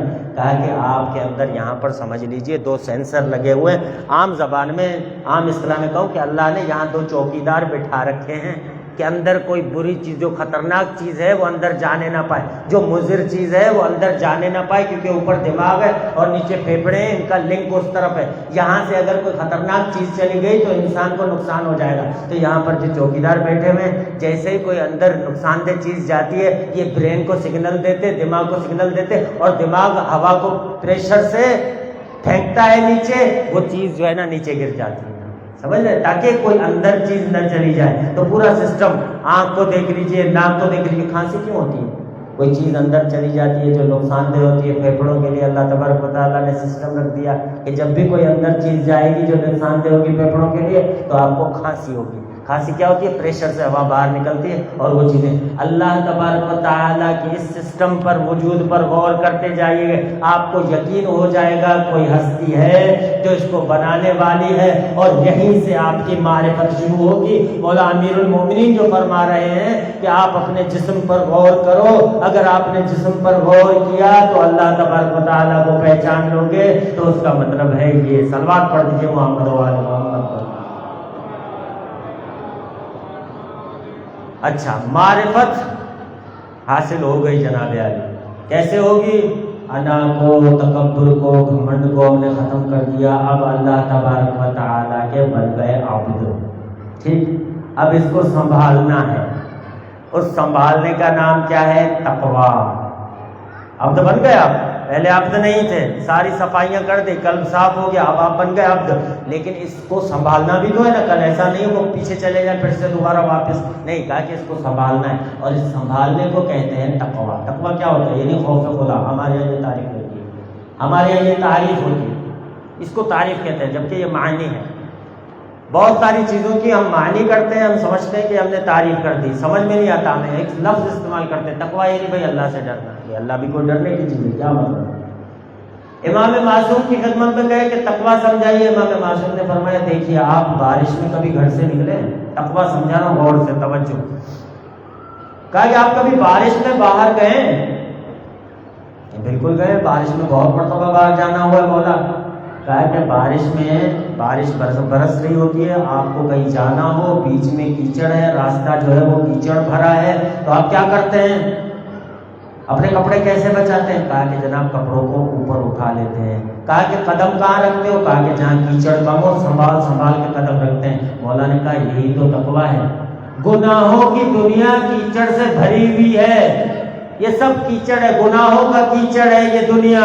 اور یہاں پر جو چھان بھٹک کر قدم رکھتا ہے خود کو بچاتا ہے. جس طرح سے کیچڑ سے کپڑوں کو بچاتا ہے، اسی طرح سے اپنے نفس کو گناہوں سے بچاتا ہے. اس کو کہتے ہیں تقویٰ. صلوات پڑھ دیجئے محمد و آل محمد. متقی اس کو کہتے ہیں جو خود کو دنیا کی آلودگیوں سے بچائے. ہمیں بتایا گیا تقویٰ یعنی سارا دن بیٹھے رہو اللہ اللہ کرتے، نہیں، یہ تقویٰ نہیں ہے جناب یاری. ائمہ علیہ السلام فرماتے ہیں، علماء فرماتے ہیں یہ تقویٰ نہیں ہے کہ سارا دن گھر میں بیٹھے رہو، یا بڑے متقی انسان ہیں سارا دن مسجد میں بیٹھے رہتے. نہیں. مولا امیر المومنین آئے، دیکھا مسجد میں بیٹھے ہوئے، صبح کی نماز پڑھ لی، اس کے بعد ظہر کی نماز پڑھنے ہیں، پھر بھی دیکھا صاحب کونے میں بیٹھے ہوئے اللہ اللہ کر رہے ہیں. بولا کیا مسئلہ، تمہارا بچے نہیں ہے تمہارے؟ سارا دن مسجد میں بیٹھے رہتے ہو. کہا کہ مجھے اللہ سے محبت ہے، اللہ جانے بچے جانے. کہا کہ کمبر ان کو کوڑے مارو، آئندہ اگر آئے نا ان کو مار کے یہاں سے بھگانا. جاؤ. کیوں؟ من ترک الدنیا للآخرہ والآخرہ للدنیا فلیس منی. جس نے دنیا کو آخرت کے لیے چھوڑا اور آخرت کو دنیا کے لیے چھوڑا وہ ہم میں سے نہیں ہے. مولا فرماتے ہیں یہ تقویٰ نہیں ہے. تقویٰ یہ ہے کہ بیلنس لائف ہو، دنیا بھی ہو اور آخرت بھی ہو. ایسا نہیں ہے کہ دنیا کے لیے آخرت کو چھوڑ دیا، آخرت کے لیے دنیا کو چھوڑ دیا. اس کو تقویٰ نہیں کہتے. متقی بیلنس لائف گزارتا ہے، تمام جو بھی اس کا حقوق ہیں بچوں کے بھی حقوق دیتا ہے، دوستوں کے ساتھ بھی ٹائم گزارتا ہے، پوری زندگی جو بیلنس لائف ہوتی ہے وہ گزارتا ہے. اس کو کہتے ہیں متقی. صلوات پڑھ دیجیے محمد و آل محمد. تقویٰ کی مثال، صرف ایک مثال کیونکہ میرا ٹائم ختم ہونے والا ہے. ایک ہمارے عالم دین ہے. تقویٰ کس کو کہتے ہیں؟ دیکھیے گا، نام ہے مقدس اردبیلی. بہت بڑا نام ہے مقدس اردبیلی، اور بڑے مزاحیہ بھی تھے. ایک پہلے ان کا لطیفہ بیان کر دو، اس کے بعد ان کا تقویٰ کا واقعہ. مقدس اردبیلی فرمایا کہ میں نے خواب میں دیکھا. اب میں زیادہ تر خوابوں کو بیان نہیں کرتا لیکن یہ لطیف ہے، شاید مقدس اردبیلی نے خود سے اپنی طرف سے بنایا ہو. انہوں نے کہا کہ میں نے خواب میں دیکھا کہ نبی صلی اللہ علیہ وآلہ وسلم اور حضرت موسیٰ ایک دوسرے سے گفتگو کر رہے ہیں. ٹھیک، موسیٰ نے شکایت کی کہ محمد یہ کیا تم نے فرما دیا کہ میری امت کے علماء بنی اسرائیل کے انبیاء سے افضل ہیں. حدیث ہے نا نبی صلی اللہ علیہ وآلہ وسلم کی، فرمایا کہ میری امت کے علماء بنی اسرائیل کے انبیاء سے افضل ہیں. ٹھیک، لطیف ہے، اس کو صرف ایز اے جوک لیجیے گا، زیادہ سیریس ہونے کی ضرورت نہیں ہے. ٹھیک، استادوں نے بھی یہی کہا کہ اس کو صرف ایک لطیف نقطے کی طرح لیجیے گا. اچھا، کہا کہ تم نے کیا فرما دیا محمد، تمہارا قول ہے ہم بنی اسرائیل کی کوئی عزت ہی نہیں ہے تمہارے سامنے، تمہارے علماء ہمارے انبیاء سے افضل ہے. میں نبی، موسیٰ بنی اسرائیل کا نبی، تمہاری امت کے علماء ہم سے بھی افضل ہیں. محمد نے کہا کہ نبی صلی اللہ علیہ وآلہ وسلم، مقدس اردبیلی کہتے ہیں کہ میری طرف اشارہ کیا، کہا کہ یہ میری امت کا عالم ایک کھڑا ہوا ہے، ذرا اس سے گفتگو کر لو. ٹھیک، اب وہ آئے گفتگو کرنے. حضرت موسیٰ نے پوچھا مقدس اردبیلی سے مخاطب ہو کر کہ تمہارا نام کیا ہے بھائی، ذرا بتانا. کہنے لگے کہ میرا نام ہے احمد، میرے والد صاحب کا نام ہے ابو ذر، میں اردبیل کے رہنے والا ہوں اور اس مدرسے میں پڑھا ہوں، میرے استاد کا نام یہ فقہ میں نے اس استاد سے پڑھی. کہا بھائی ہم نے نام پوچھا تھا، پوری ڈیٹیل بتانے کی کیا ضرورت ہے، کہانیاں کیوں کر رہے ہو، ہماری زبان میں جو کہتے ہیں کیوں ڈیٹیل بتا رہے، کیوں تفصیل بتا رہے. اس نے ہاتھ جوڑ کر مقدس اردبیلی نے عرض کیا کہ موسیٰ آپ پر میری جان قربان، لیکن آپ سے بھی تو اللہ نے یہی پوچھا تھا نا، ماں بے یمینے کا موسیٰ، تمہارے ہاتھ میں کیا ہے موسیٰ. آپ نے کہا یہ میرا عصا ہے، اس سے میں ٹیک لگاتا ہوں، اس سے میں بکریاں ہانکتا ہوں، اس سے میں پتے جھاڑتا ہوں. موسیٰ نے کہا بھیا وہ تو ہم اللہ سے بات کر رہے تھے، ذرا مزہ آ رہا تھا. تو انہوں نے کہا میں بھی اللہ کے نبی سے بات کر رہا تھا، مجھے بھی مزہ آ رہا تھا. سلوات پڑھیے محمد و آل محمد پر. تو یہ ہے مقدس اردبیلی. اب یہ ہو گیا ان کا ایک لطیف پہلو. تقویٰ دیکھیے گا ذرا کیا ہوا. مقدس اردبیلی کہتے ہیں ہم مدرسے میں گئے، ہمیں ہاسٹل ملا، ہم نے رہائش اختیار کی. ہمارے ساتھ ایک دوست تھے ہمارے، وہ بھی میرے ساتھ ہم کلاسی تھے. ایک کمرہ تھا، اس میں ہم رہتے تھے. اس بھائی صاحب کو میں نے کہا کہ تم مجھ سے وعدہ کرو جو ہم پر بیتے گی کسی سے شیئر نہیں کرو گے، کسی کو بتاؤ گے. وعدہ لیا مقدس اردبیلی کہتے ہیں میں نے ان سے کسی کو بھی نہیں بتاؤ گے. ہمارے ساتھ جو بھی ہوتا ہے، بھوکے سوتے ہیں، پیاسے سوتے ہیں، جو بھی ہوتا ہے، جو تکلیف ہوتی ہے، بتانا کسی کو نہیں. انہوں نے کہا میں کسی کو نہیں بتاؤں گا، وعدہ کر دیا. ایک صاحب آئے، اب ان کے حالات خراب ہوتے تھے، بھوکے پیٹ. ہمارے بزرگان کہتے ہیں انقلاب سے پہلے جو ہے نا یہ تربوز جو ہوتے ہیں وہ پھینک کے چلے جاتے تھے، ہم جا کے وہ صاف کر کے حوضے میں جو ہے نا فیضیہ مدرسہ ہے اس کے اندر حوض بنا ہوا، اس میں دھو کے. یہ حالات تھے. تو شروع سے لے کر علماء کے وہ حالات بہتر نہیں تھے. اب شکر ہے خدا کا کہ انقلاب ہوا ہے کہ کچھ حالات بہتر ہوئے، ورنہ انہوں نے ہمیشہ بھوک برداشت کی. کہا کہ ہماری جو بھی ہوگی، مقدس اردبیلی نے کہا اپنے دوست سے، کہا کہ بھائی کسی کو بتانا نہیں. کہا نہیں بتائیں گے، آپ کی بات سر آنکھوں پر. ایک دن کوئی ان کا جو ساتھی تھا حضرت مقدس اردبیلی کا، ان کے ساتھی کے پاس کوئی مہمان آیا. انہوں نے کہا یار کیا بات ہے، تم لوگ بالکل نئیف ہو گئے ہو، بالکل سوکھ گئے ہو، تنکا ہو گئے ہو، تو کیا مسئلہ ہے تمہارے ساتھ، اتنے سوکھ گئے ہو؟ پہلے تو تم ہٹے کٹے تھے، کوئی گاؤں کا تھا آیا ملنے کے لیے. کہا کہ گاؤں میں تو تم بڑے ہٹے کٹے تھے یار، تمہیں کیا ہو گیا، مدرسے میں کھانا وانا نہیں دیتے تم؟ نہیں کہا میں ہم سب سیٹ ہے. کہا کہ نہیں کوئی مسئلہ ہے. وہ سمجھ گیا. کہا کہ یہ پیسے تھوڑے سے میں دے کر جا رہا ہوں، تم دو ساتھی ہو، آدھے پیسے تمہارے آدھے اس کے. کہا کہ نہیں اس کی کوئی ضرورت نہیں. بہت زیادہ بولا، لیکن وہ بندہ جو مہمان ملنے آیا تھا اس نے کچھ رقم دے دی. کہا کہ آدھے تمہارے ساتھی کے، آدھے تم رکھ دو. حضرت مقدس اردبیلی باہر تھے، جب آئے اندر تو پیسے رکھے ہوئے. کہا کہ یہ کیا ہے؟ کہا کہ کوئی مہمان آئے تھے، انہوں نے میری حالت دیکھی اور انہیں پیسے دے دیے. کہا کہ ہم نے آپ سے کہا تھا نا آپ کسی سے بھی شیئر نہیں کریں گے ہماری حالت، پھر آپ نے کیوں بتلائی ان کو بات؟ کہا کہ ہم نے نہیں بتانا چاہتے تھے لیکن انہوں نے ضد کی. کہا کہ ہمیں بتائیے، اور زبردستی پیسے لے کر چلے گئے. کہا کہ اچھا کوئی مسئلہ نہیں ہے. اب جب پیسے آ ہی گئے تو کوئی مسئلہ نہیں ہے. رات کو مقدس اردبیلی سوئے اور ان کو جو ہے جب تہجد کے ٹائم پر اٹھے تو دیکھا کہ نجس ہو گئے.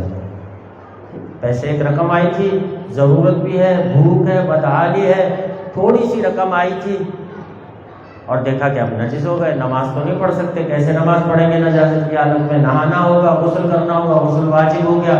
پہلے حمام ہوتے تھے عمومی. ایران کے اندر آپ جو بزرگان گئے انہوں نے شاید دیکھا بھی ہو، پبلک حمام ہوتے تھے، انڈیویجول نہیں ہوتے تھے، وہ حمام دن میں کھلتے تھے، رات میں بند۔ اب یہ 2:30-3 بجے کے قریب مقدس اردبیلی اٹھے، نماز تو پڑھنی ہے نا، تہجد تو چھوڑ نہیں سکتے، گئے دروازہ بجایا حمام کا، حمام والے نے کہا بھائی کیا ہو گیا، رات کے 2:30 بجے سے منہ اٹھا کے چلے آتے ہیں، کوئی ابھی نہیں کھلے گا حمام کو، یہ ٹائم ہے حمام کھولنے کا۔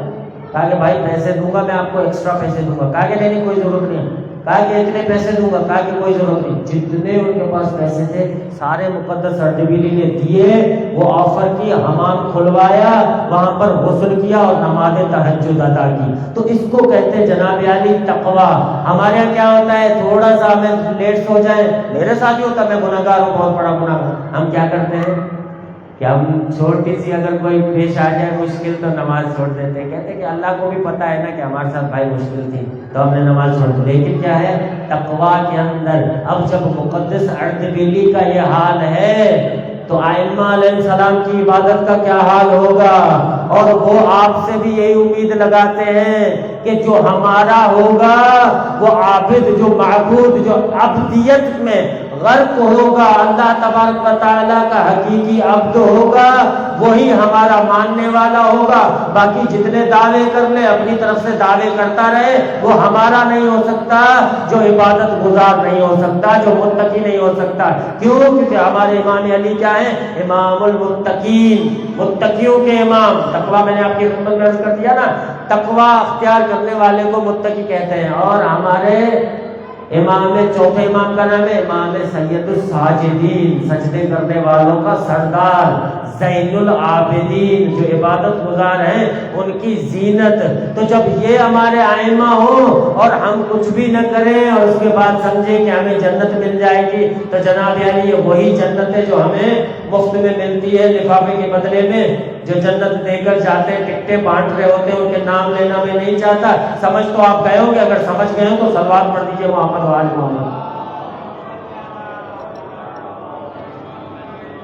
تو جناب علی امام زین العابدین سید الساجدین، تقویٰ کی اعلیٰ منزل پر عبادت گزار، بڑے عبادت گزار سید الساجدین۔ وضو کرتے تھے نا، جب وضو کا پانی آتا تھا سامنے، وضو کرتے ہوئے درستے تھے خوف خدا سے، عبادت میں اس طرح سے مگن ہو جاتے تھے کہ دنیا کا پتہ نہیں ہوتا تھا، اللہ سے راز و نیاز، اس طرح سے اللہ تبارک و تعالیٰ سے دعائیں کی کہ جب وہ دعائیں سمٹی تو بن گئی صحیفہ سجادیہ۔ یہ امام زین العابدین۔ لیکن اسی امام زین العابدین پر ایک دن ایسا آیا، عصر عاشور ہے، مولا امام حسین علیہ السلام کو شہید کر دیا گیا، یہ بیماری کی وجہ سے خیمے میں تھے، آواز دی پھپھی اماں ذرا پردے کو تو ہٹائیے گا۔ جب پردہ ہٹا تو جوان بیٹے نے اپنے بابا کے لاشے کو دیکھا، دور سے سلام کیا، السلام علیکم یا ابا عبداللہ، اے میرے بابا آپ کو اس بیمار بیٹے کا سلام ہو۔ مولا کیا کرتے ہیں، روایات میں ملتا ہے کہ جب قافلہ چلا نا مدینے کی طرف جب روانہ ہوئے تو مولا نے اتنی سختیاں برداشت کی، اتنی سختیاں برداشت کی، ایک بڑا ہی عجیب جملہ مولا سجاد کا ملتا ہے، کہا کہ ہمیں اور ہماری مذکورات کو بازاروں میں اس طرح سے پھرایا گیا جیسا افریقہ کے غلاموں اور کنیزوں کو پھرایا جاتا ہے۔ مولا، یہ مولا کے جملے کہ ہم پر اتنا ظلم ہوا، ہمیں بازاروں میں اس طرح سے پھرایا گیا۔ پھر فرماتے ہیں، یزید سے مخاطب ہو کر کہتے ہیں کہ اگر رسول خدا نے بھی ہم پر ظلم کرنے کی اجازت نہیں ہوتی تو شاید کوئی ہم پر ظلم اتنا نہ کرتا جتنا تم نے ہمارے اوپر ظلم کیا۔ یہ خطبے دیے، انہوں نے برداشت کیا بی بی زینب سلام اللہ علیہ کے ساتھ، اور بعد میں جب بھی دیکھتے تھے نا، ایک مشہور واقعہ آپ نے بھی سنا ہوگا، جب بھی پانی کو دیکھتے تھے میرے مولا، پانی کو دیکھ کر گریا کرنے لگتے تھے۔ لوگ پوچھتے تھے مولا کیوں گریا کر رہے ہیں؟ کہا کہ یہی پانی تھا جس کے لیے میرا چھوٹا علی اصغر تڑپتا رہا، یہی پانی تھا جو میرے بابا کو نہ مل سکا. جب کھانا رکھتے تھے سامنے تو پھر بھی گریا کرتے تھے. لوگ پوچھتے تھے مولا گریا کی وجہ کیا ہے؟ کہا کہ میرا بابا میرے سامنے تو کھانا ہے لیکن میرے بابا کو بھوکا اور پیاسا شہید کیا گیا. جب قصابوں کے بازار سے گزرتے تھے نا تو قصاب حیا کرتے تھے, ان کا لحاظ کرتے تھے, اپنے ذبیحوں پر کپڑا ڈال دیتے تھے. کبھی کوئی ذبیحے پر کپڑا نہ ڈالتا تو مولا اس سے جا کر سوال کرتے, اے قصاب, اے میرے بھائی, ذرا یہ تو بتلانا اس جانور کو تم نے ذبح کرنے سے پہلے کچھ پانی تو پلایا تھا نا؟ وہ کہتا تھا جی ہم اتنے سخی و قلب نہیں ہیں, ہم اتنے شکی و قلب نہیں ہیں کہ کسی پیاسے جانور کو ذبح کریں. وہاں مولا رو کر فرماتے تھے, آئے غربت میرے بابا کی, تم جانوروں کو پیاسا نہیں مارتے, میرے بابا کو 3 دن کا بھوکا پیاسا شہید کیا گیا. ایک مرتبہ میرے مولا کو, آخری جملے, ایک مرتبہ میرے مولا کو ایک سائل ملا. اس سائل نے آواز دی, مجھے کوئی دے دے, مجھے کوئی خیرات دے دے. وہ بھیک مانگ رہا تھا. مولا گھر سے باہر نکلے, کہا کہ اے سائل ذرا ادھر آنا, تم سے کچھ پوچھنا ہے.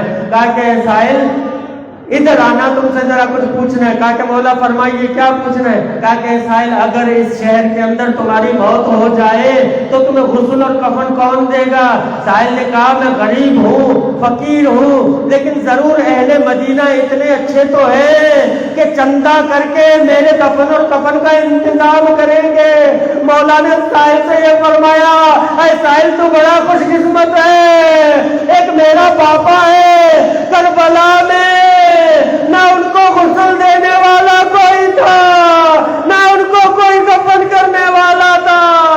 انا للہ و انا الیہ راجعون. سیعلم الذین ظلموا ای منقلب ینقلبون. انا للہ و انا الیہ راجعون. خدایا بحق محمد و آل محمد ہماری قلیل عبادت اپنی مقاصد میں منظور و مقبول فرما. میرے مالک, ہمیں جو دوستوں نے, پیام حسینی کے دوستوں نے جو اس کار خیر میں جس نے بھی حصہ لیا, بحق محمد و آل محمد, بحق زہرا سلام اللہ علیہا, ان کی یہ کاوش اپنی بارگاہ میں قبول و منظور فرما. ان کی توفیقات خیر میں اضافہ فرما کہ اگلے سال بھی انشاءاللہ اسی طرح اور ہر وقت خیر کے کاموں میں آگے رہیں.